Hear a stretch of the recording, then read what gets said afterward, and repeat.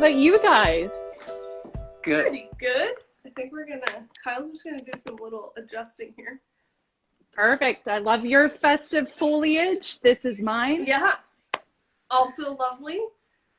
I need to add some. Yours is less festive and more just foliage. Well, Let her have what she wants, Kyle. I'm bringing out the decorations this weekend. I'll hang some tinsel in your honor. Okay. Perfect. That sounds great. Hi, Leanne. Got some nice little shout outs. So yeah, we're super excited to have you. Mm-hmm. And to have you like chat about this new sort of path you've gotten down, which sounds really exciting and fun. And Yeah. we pulled some prints to share that are like part of what you're doing, so that you have some visuals, because I know that you had mentioned that you don't actually have the visuals with you, so you're just gonna be talking. That's right. So kind of part of what we do at Art House Atelier is we have, this great platform that helps us bridge some of the gaps that we are missing in this post-COVID world. So one of the things that drew me to Prince Edward County originally was the arts community. So one of the things I used to love to do is go out to all kinds of artist studios, including Sparkbox Studio, and really get to know artists, where they're making, and also a lot of artists around here sell directly out of their studios. And when COVID came, it kind of affected all of us differently. And one of the things we noticed in the gallery, because we had been online for a couple of years, that auctions were still quite active and not taking a dip, because you can do that from your home. You can do it from any device that you want, a tablet, your telephone, your, desktop computer. And we really wanted to kind of give an opportunity, not just for the secondary and historical art markets, but, all the artists and different galleries that are dealing with different constrictions now that we can't as freely physically go to each other's spaces. So that is where our app and our platform comes in. That's awesome. I'm really excited about it. I think that it's a really cool idea. And I've seen like this type of process done for different platforms, but it's usually like pretty hard to get into and very, very expensive as the maker. So it's nice that it's like, something that's a little bit more homegrown and a little bit more accessible. And I find that the work is more accessible. So I'm excited to like hear all the things you have to say about it. I'm going to give like a little bit of a rundown of like how the program generally works, so that like in case you haven't seen them before, or anybody else, we have a bit of a baseline. So also because of COVID, Kyle and I started making flat files as a way to talk with friends and fellow makers and past residents about where they're at, what they've been working on, but also a little bit about artwork that they celebrate in their homes on a day-to-day, or maybe that they have kind of tucked away like ourselves in flat files, and bring those out from the darkness and show them to the public, because like you said, we don't really have the same sort of viewing capabilities that we did only a few months ago. So this was like a way for us to talk about work, share work, get excited about work, give people an opportunity to maybe connect with artists that they've never heard about before, and to dust off some of the artwork that we have in our collections that we don't have enough wall space or frames to hang on a regular basis.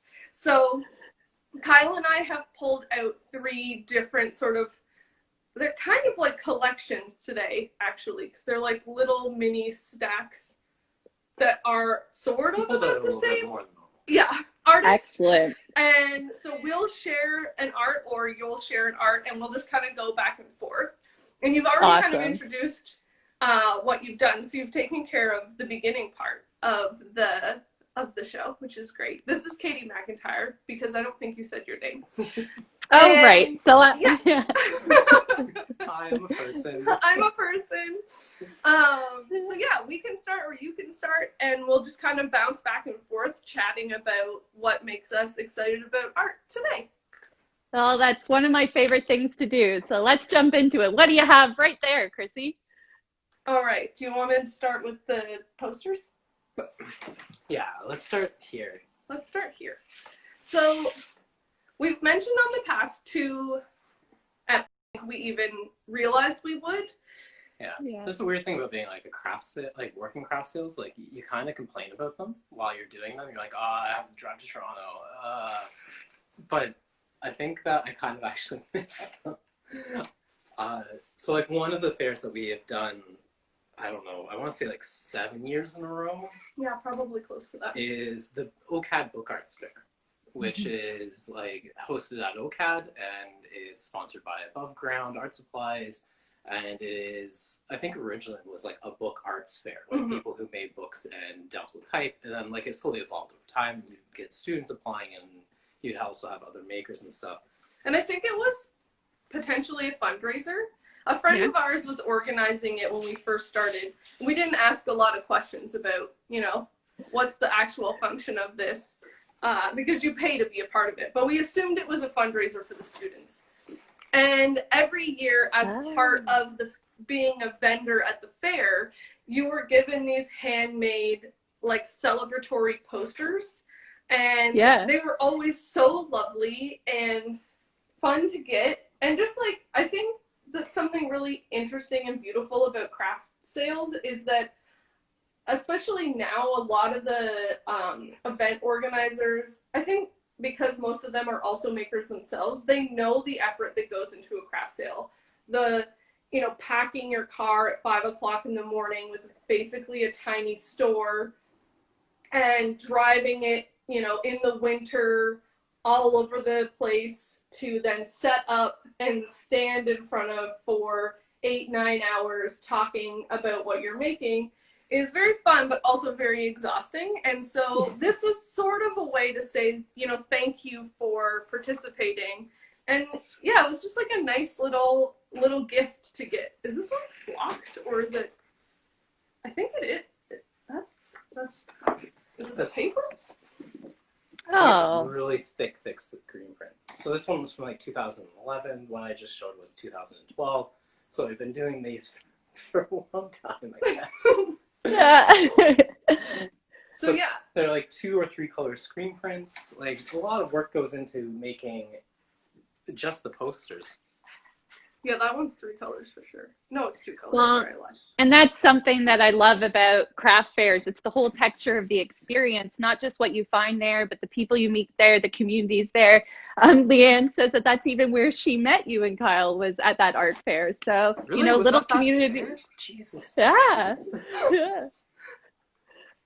I know, it is like a little community, and the nice thing about print is that you can make these kind of commemorative pieces of ephemera that aren't, you know, they're not easy to make, but they're not like making a painting. And you can give them to people so that then you have this like tactile memory. I mean, this is maybe a little bit of the hoarder in me that's like, no, but I can hold this and be like, I remember this day.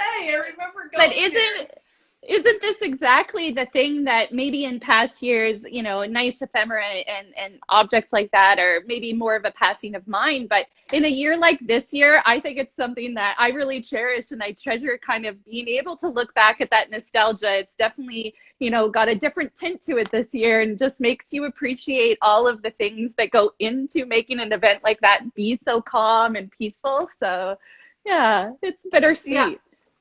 It is. It really is. So, yeah, we've held on to these. These were the ones that we could find easily, but... We definitely have all the in-between years. But I don't know where they are, though. Yeah. Like and I'm not somewhere. I'm not sure if this fair maybe isn't happening, even not just because of this particular year, but I think that they've actually sort of stopped running this particular fair. But it was really great because it was like, we met so many, like, just amazing printmakers and bookmakers that have been doing it for a long time. And then, you know, there were people like us that were sort of in the middle of the craft scene, and then there were also students. So it was this great mix of people coming together and sharing work and selling work and talking over coffees and doing a lot of trading, which is also very fun. Yeah. The community element is something that, like, I think that I really miss, because like through that, like, we made a lot of like really interesting partnerships or friends or business relationships. I think it was because of that, one of the OCAD Book Arts Fair, we ended up doing a Kickstarter campaign for our Vandergrift press. Yeah. And like we met the woman who was selling it, and like we walked over to her table that day, and we're like, hey, we hear you're selling your Vandercook. We really want to purchase it. And then I think we like pitched to her that like we didn't have the cash for it.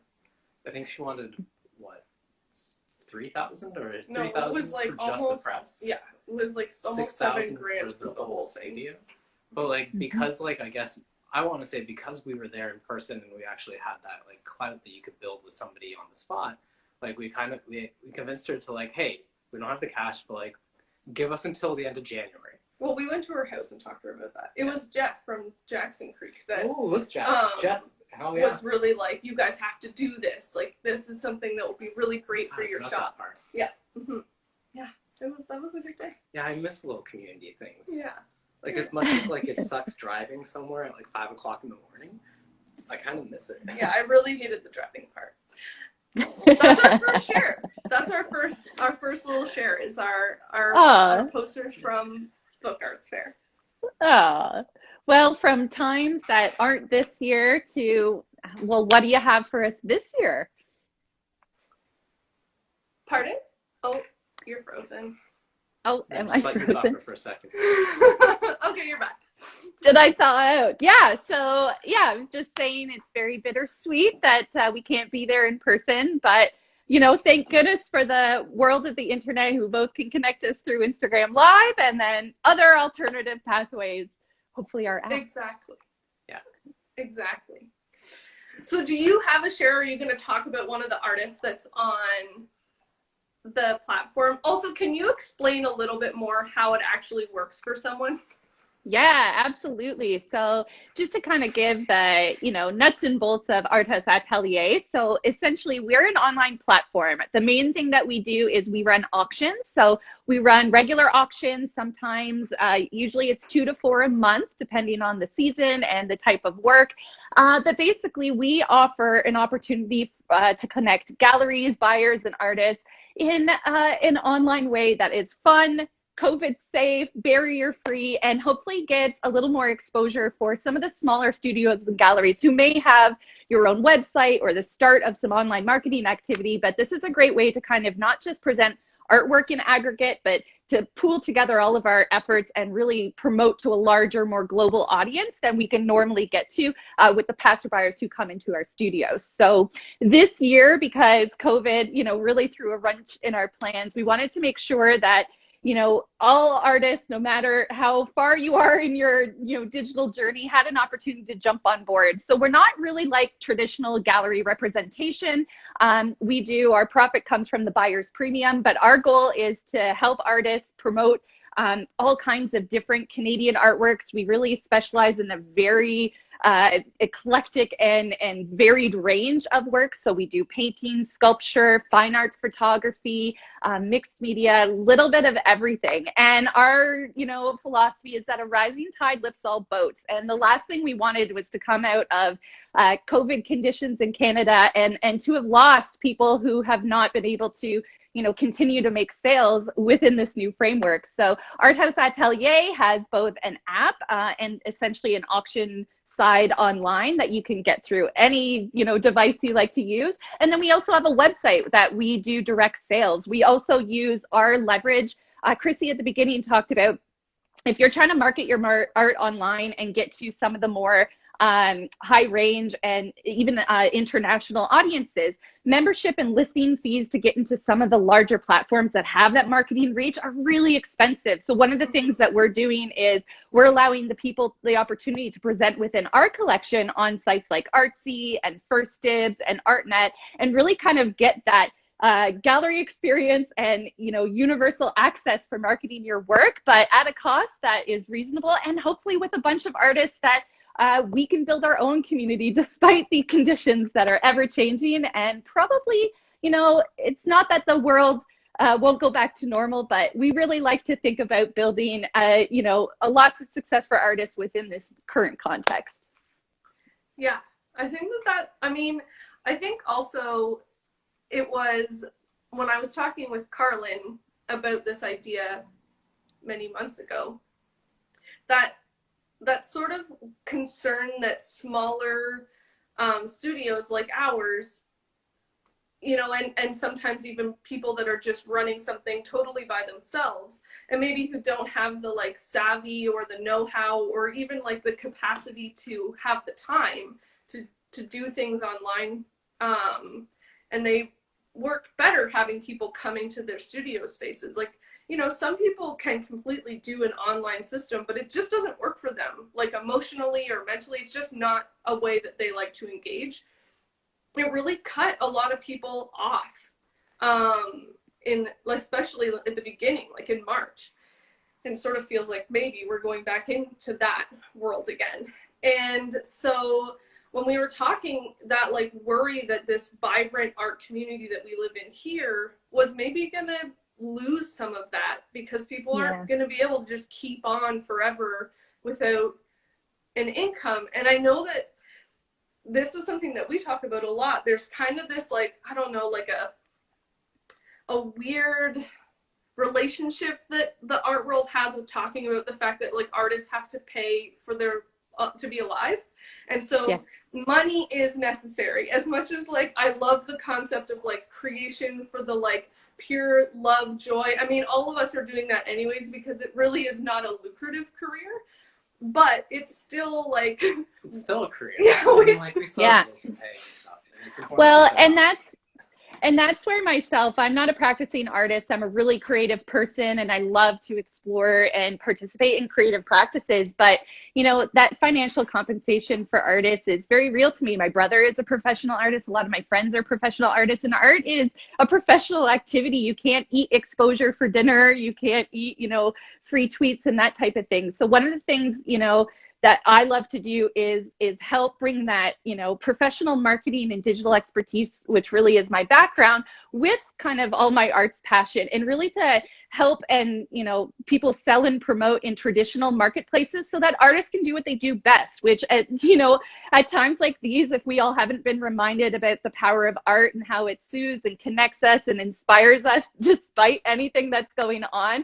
So it really is kind of, you know, pure pleasure and good positioning that, you know, this is something that I get to do right now because, you know, we have known that you can sell art online. You know, we've been doing it for decades, and whether people, you know, we have this idea that you have to feel and you have to touch things or see them really in person. And for many people, that is a great way to complete or end the experience. But certainly in COVID times, I think a lot of us have broken the barriers of what we would buy online traditionally. Now, a lot more people will buy things sight unseen. And I'll tell you that, you know, people who buy art online, it's full and an experience as well. With our options, you can go and visit, you know, multiple images of the artwork. You can, you know, dig deeper into an artist. You can watch a lot. You can have some fun, or you can just be a spectator. And that's something that we encourage too. So one of the things we want to do is just increase the opportunities that working artists have today to access, you know, some really fun places online. Yeah, I love that. Yeah, that's great. Yeah, I don't think we're gonna go back anytime soon to like large crowds. No, we're definitely not. Even with a vaccine on the horizon, like it's still gonna be months. It is. It's true. I know. All right, next share. Yeah, so I think, do you have any of Kyle's prints there that are featured definitely. in the, yeah, so right now we've got an auction going on this weekend. It ends on Sunday, and it's featuring art from artists either who are living in Prince Edward County or made art in Prince Edward County, and some of Kyle's prints are in there. So do you guys want to tell me about this one? This guy is called Cultivation. It is a etching. It was made a while ago. It was kind of like at the beginning of when I left university. I didn't quite know what I was making, and this was like one of the first prints that like was led me down to the path of the art that I make today. And the premise was I was taking these ideas of like science and biology, and I was kind of trying to look at them and extrapolate them and kind of turn them into being a bit more like surreal like. So we have a picture of like a man and a woman like essentially farming and cultivating what looks to be water or air or something along those lines. This was like part of the series early 2010s. Yeah, early 2010s. We have a comment. OG Kyle. Yeah, exactly. Very, very much so. Like, I floundered a lot coming out of university, which would have been 2009. And then I tried to like figure out what the heck I was making that was worthwhile. And like the kind of play about leaving art school is that like you think way too much about what you're making, and to the point that like you have to write like a thesis before you even make an artwork. And that didn't work for me. So I kind of like took my professor's advice, which was like, just make the stuff and then hire somebody later to write about it. I never hired anybody to write about it, but I thought about that, and like, so I just tried to make work that I found interesting or intriguing. And then afterwards I would distill something out of it. And like, lo and behold, you make like 10 works and like, oh, you start noticing themes and such. And that's where I've like kind of like landed with this idea of like fictional science. Like, it's not real, it's not really explaining science, but it's kind of talking about some of the weird things about science. Like, yeah, this and it here is called chemistry. And this is about like essentially the like kind of 3 states of matter, like a gas, a liquid, and a solid. And so it's about like kind of like humans' capacities to alter and change materials, which is like kind of a weird and interesting and kind of like, I think actually just absolutely marvelous that humans can change the states of matter, like didn't just do that. It's weird. But they're all I think it's things. Yeah, and they're super resonant to our time, where I feel like we are very saturated in scientific, information, and at the same time it feels so intimate and distant at the same time. So that kind of, science fantasy is definitely something that visually relates to, I think, how a lot of us are feeling. Yeah, and I also like, yeah, how you were talking about how you didn't know what you were going to make, so you started making. And that work in particular, my pottery teacher always says, you just got to get it in your hands and, it'll get back to your brain. So I like that, just having it in your hands, just making and doing and starting where you are is also, very resonant. Oh, most definitely. It's like kind of like if I was to like give anybody leaving art school, like that's the advice I would give. It's just make something. Just do it. Yeah. Don't be scared of like you're not gonna like make something that's like groundbreaking that like breaks the barriers to space and time and transcends you to the afterlife. Like that's not what you're gonna do. Just enjoy what you're creating, and you'll figure out what it is you're talking about at the end. Yeah, I think, that kind of relates to one of my favorite, philosophies and ways to go through life is, once I realized I didn't have to be obsessed with finishing things, you just become obsessed with starting things. If you can just keep starting, either they'll end where they're supposed to, or they'll begin to create another path. So focusing on that starting, whether it's, jumping online for, promoting your art or making the art itself, or just pretty much anything these days, focus on beginning and just start where you are. Yeah, it's true. I think that was the nicest thing for Kyle, was just watching him like not get totally wrapped up in his own head and just start drawing. And I think the reason that you haven't really done etchings in a while is because of the time commitment to it. You like are working through ideas and have so many different ideas started that like screen print and relief print gets you to the product or the print kind of faster. Yes, it does. There's like kind of a problem that I experience with like making prints where you spend a bunch of time kind of working through your rough sketches and your ideas, and that's kind of the creative process. It's taking nothing and creating something, and now you have this idea, and then within the print world, you have to then execute that. And I found that like I was spending a lot of time on this, like just making the plates or just preparing the thing. And it would be like, literally, it'd be like 40 hours making a plate. And by that point, I would be like, I'm done with this idea. I'm burnt out. I'm ready to move on to the next one. And so I think I leaned more into like screen print because of the immediacy of being able to take that image, translate it digitally, and just make a stencil and go. As opposed to with like etchings, you make this composition. You have to transfer the composition to the plate. You have to scribe into the plate. You can't make any mistakes because it's a physical piece of material. And so any mistakes, they're just there. And then you have to like print the whole thing. And like printing and etching, like printing one of these plates can take like half an hour between like inking it up and buffing down the plate and then running it through the press.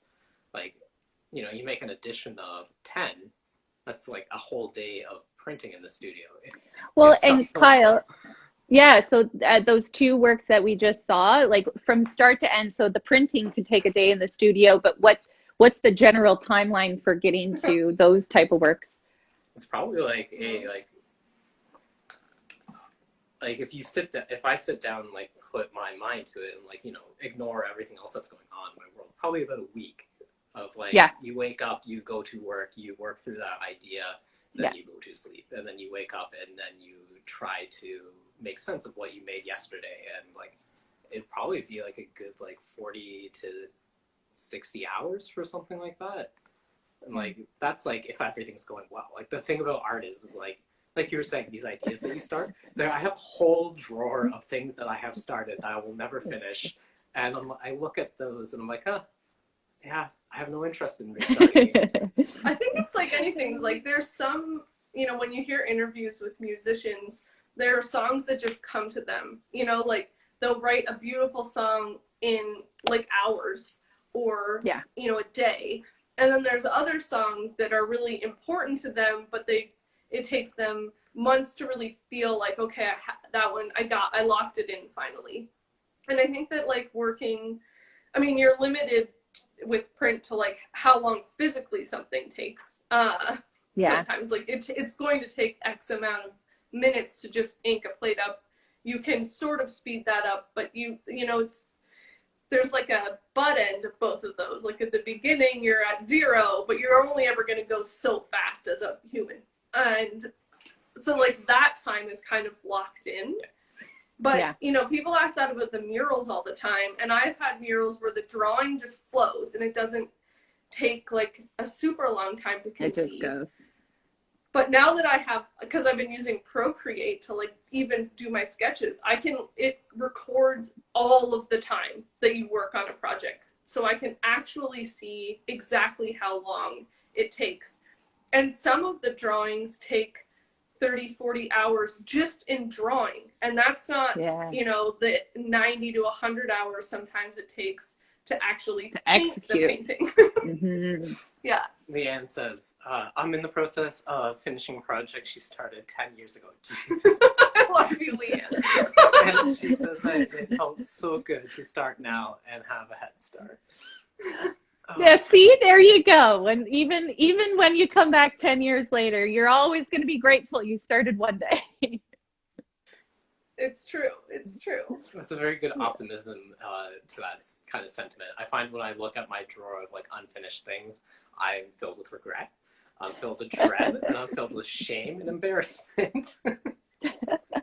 Well, you know, and sometimes that's a productive place to start as well. I mean, one of the things that, you know, people love art and collecting art and buying art is because artists help us access feelings that we don't know how to articulate. And it's true. And whether it's, you know, whether our shame or embarrassment of being, you know, stagnant in our places, or that kind of phantasmagorical, what is happening in the world, I live inside this scientific fantasy type, you know, print world that you've created. We're all looking for something to get lost in. And you know, there's so many things that we can produce really quickly. You know, I do a lot of work on social media, and so it's really easy to get things digitally out, but kind of like a chef where you can taste the love in their cooking. Like I know a lot of our buyers want to feel the feelings that it goes through to get to a work of art. That's why we love art. That's why we share art. That's why we collect art, is because those stories. And, you know, me, I'm an optimist. I love a good one, but I think some of the stuff that can touch us deeply, it doesn't have to be all happy-go-lucky. It just has to be real and authentic, and sometimes it takes a decade to get out of that drawer, but when it does, we're happy to tell the world about it. It's true. I was watching recently, PBS has a YouTube page called The Art Assignment. It's wonderful. If you've never seen it, I would highly recommend it. And there was one of the, I don't know if they're still doing them, but all of their back catalog is there. And a recent post that they did, I think in the summer, was just different definitions of art. Like, how do we define art? And she essentially just pulls a whole bunch of definitions about what art is from a variety of different people over the course of like history. or like the known history, I guess. And in some of them, it's talking about, you know, art as a reflection of nature and art as an extension of nature. And she's like, I just don't, I like something that's a bit more, I guess, like non-tangible. Like when I think about art, it is more, yeah, about like experiencing a feeling, or, you know, having an idea revealed to me that I didn't think about before, or like, you know, something that carries an idea past a place. And it's not just about like a direct reflection of nature or a version of nature that can't be held, or that can be held like within a frame. Yeah, it's a great little episode. Ah. Should we show our next thing? Yeah, let's do it. What do you want to start with, the book or the print?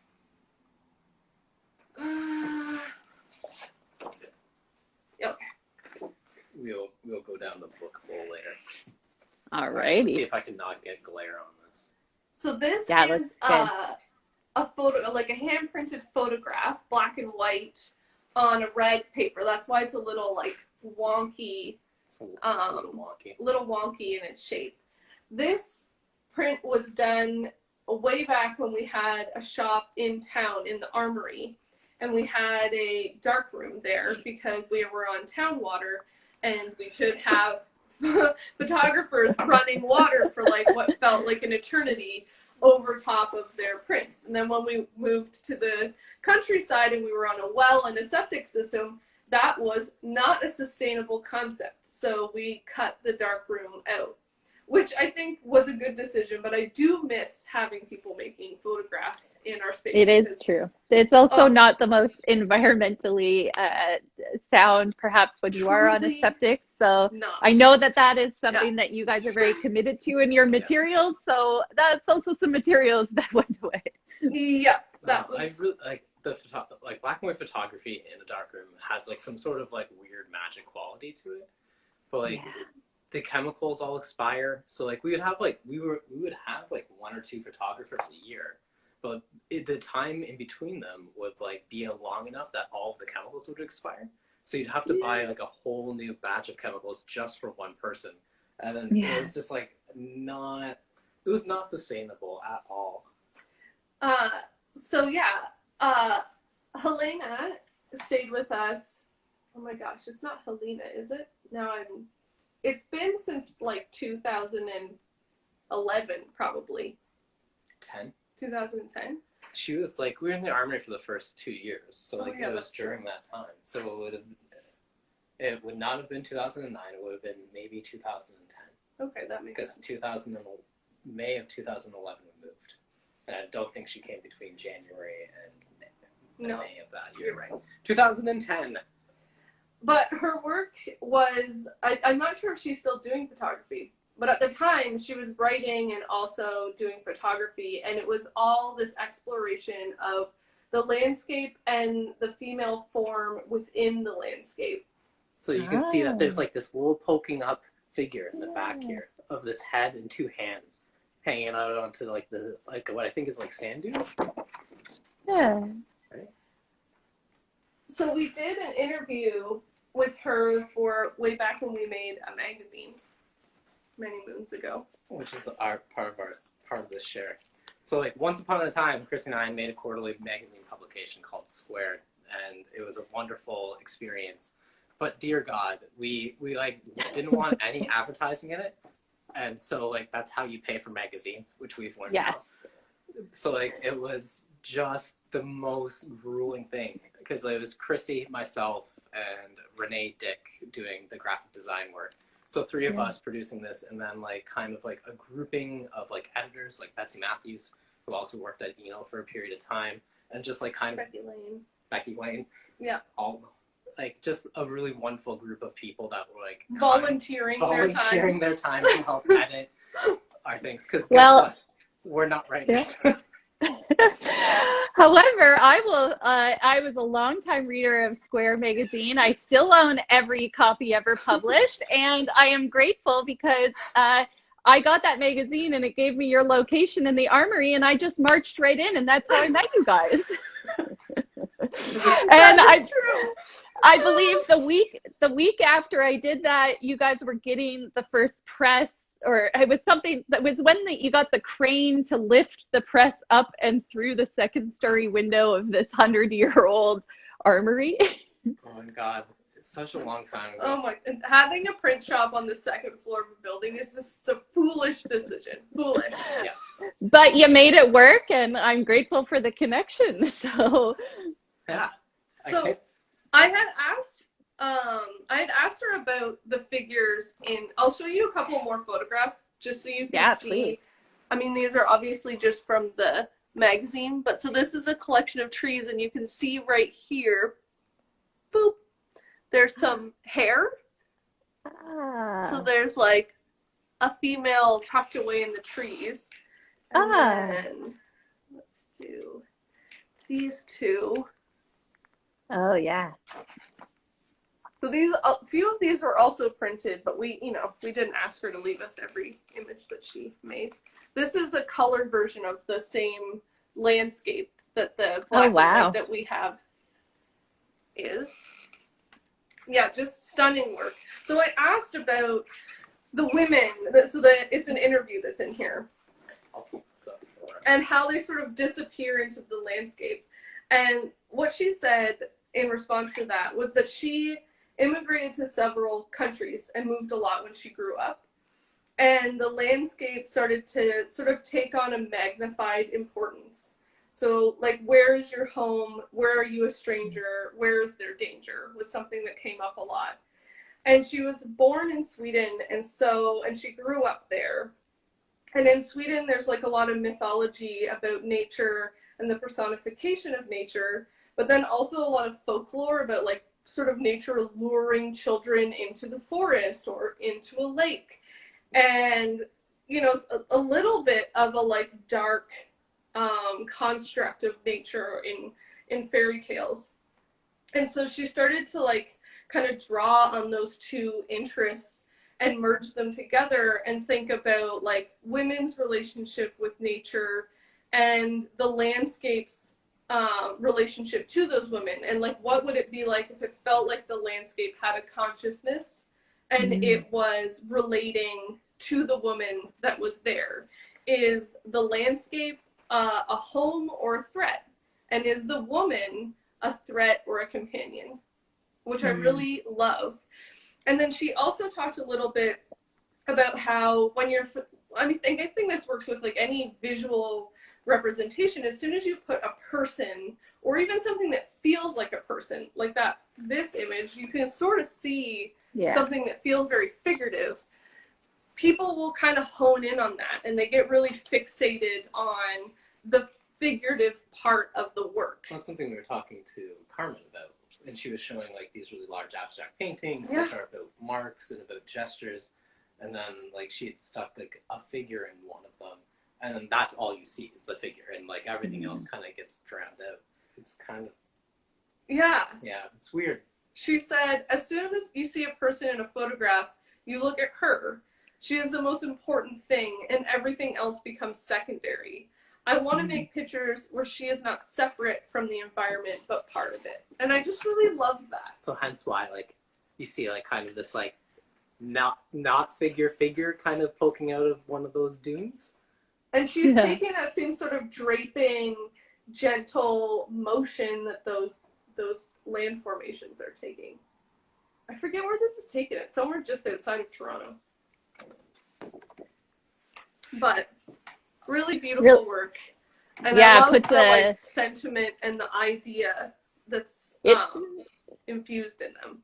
It changes both what a portrait is and a landscape is. It's this new type of group portrait where we want the landscape to be the figure and the figure to be blended. So I like that. I like all the questions that raises. And and it's interesting because in some of those images you can see the form right away and then you can't. And once you've seen it, how does that change what you're seeing? Because as you said, you can't unsee it, but you can tell in those images that the subject is not the subject. So I like that. That's cool. Exactly.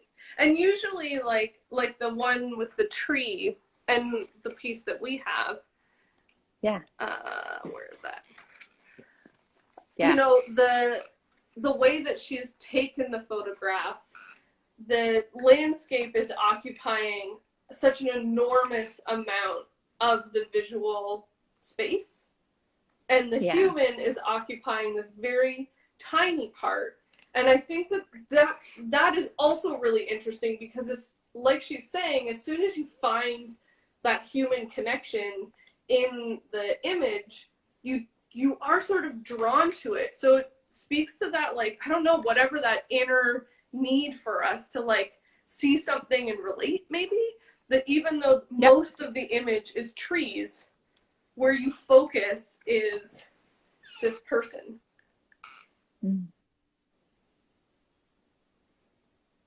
So yeah, that's our third share for the day. Wonderful. A little bit of photography, a little bit of prints. Yeah. We're super happy that you could join us. I know that, like, thank you. It's a bit of a, you know, an offshoot, because we don't really have, you don't have any art that you're sharing, but I think that what you're presenting is really cool, and I wanted to make sure that, you know, we could support it and support you, and let people know that it's happening, because we think it's a really interesting program.